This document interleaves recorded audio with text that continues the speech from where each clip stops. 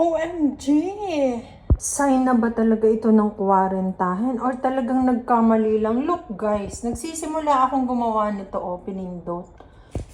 Nung ginagawa ko to, parang sabi ko, ba't iba? Iba ngayon yung nabili ko.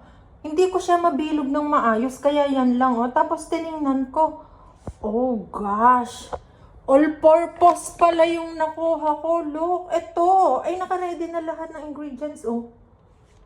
Mali.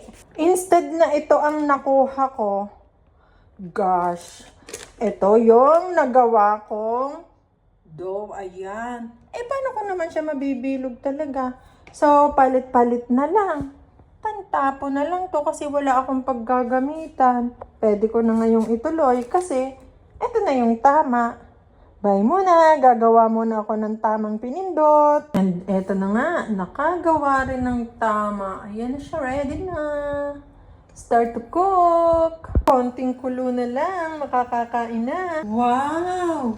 It's done! Luto na siya. Ang lapot, oh. My gosh. Craving satisfied.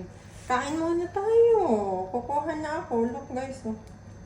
Charon. Sarap. Busog na naman ng bilo-bilo. Kain tayo.